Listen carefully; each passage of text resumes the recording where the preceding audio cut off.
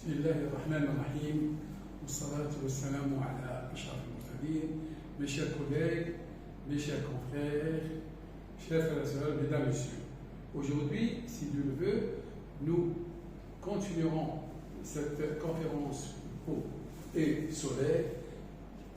Et aujourd'hui, donc, comme j'avais parlé au début, que chaque individu, chaque être humain, il possède en lui un capital soleil.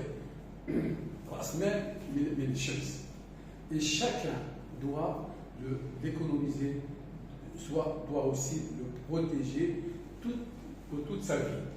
Alors, donc, mais le problème, mes chers collègues, mes chers confrères, c'est les surexpositions qui sont de plus en plus fréquentes.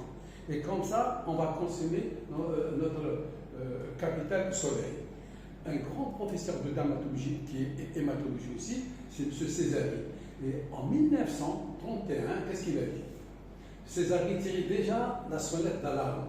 Chaque fois, il disait, chaque fois que j'ai été consulté sur l'opportunité d'une installation systématique et outrancière, telle qu'on le pratique par snobisme sur les plages, sur le port de la mer, bien sûr, j'ai toujours déconseillé cette soi-disant cure de soleil dont je crains que nous soyons bientôt amenés à constater les déplorables conséquences, c'est-à-dire beaucoup de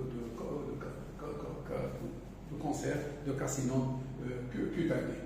Donc, il est donc fort possible que nous se fassions un jour sur l'étudiant de nos jolies baigneuses, comme il disait, et de nos jeunes gens d'aujourd'hui, des carcinomes dus aux radioactivités solaires. Et vous voyez dans son cycle de photos, c'est le cas que j'ai observé moi-même, l'importance de la gravation due au rayonnement solaire avec la surexposition intense. Donc les prévisions de Césari sont réalisées au-delà de ces attentes.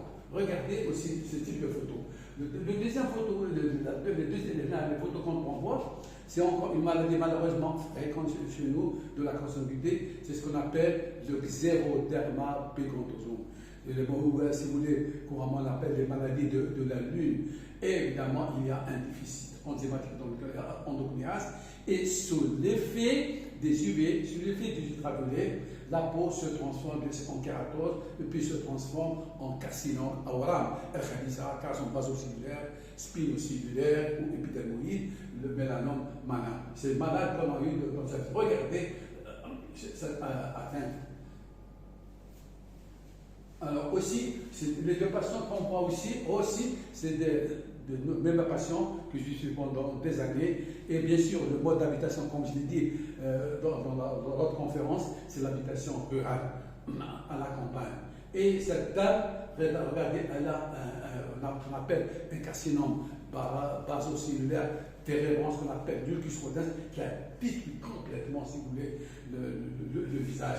Et aussi, le deuxième ici, c'est un monsieur monsieur présenté, qui présentait ce type de carcinome. Regardez, en bas, ce qu'on appelle, dans le langage dermatologique, les perles de papier constitué, c'est typique pour le carcinome. Un point important, mes chers collègues, mesdames, messieurs, mes chers collègues, c'est la peau. Donc, la peau aussi, elle a, j'allais dire la couleur de la peau, phototype. Il y a 6 phototypes. Donc, ces phototypes. Donc, par exemple, il y a aussi, par exemple, il y a le 1, le 2, le 3, le 4, le 5 et le 6. Donc, le 6, vous allez voir, c'est la peau noire. Et le 1, donc, qu'est-ce que c'est? Il ne bronze pas, attrape systématiquement des coups de soleil. La peau, comme elle est très claire, avec les taches de rousseur, les cheveux blancs ou roux.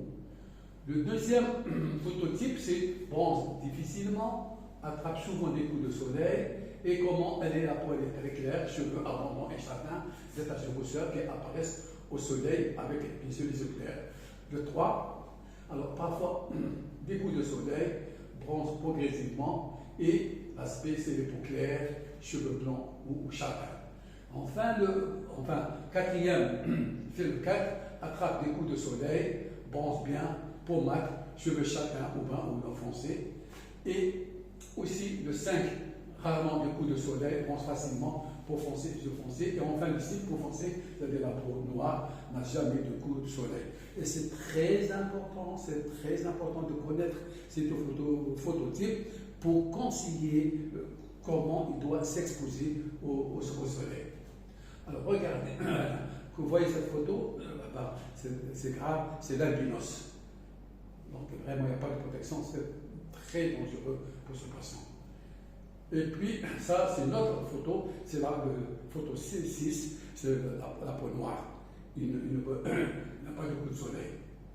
Alors, donc, à partir de phototypes, donc 6 phototypes, il y a un point important, malheureusement, la surexposition au solaire nous incite à parler de quelques mots sur la photocarcinogénèse.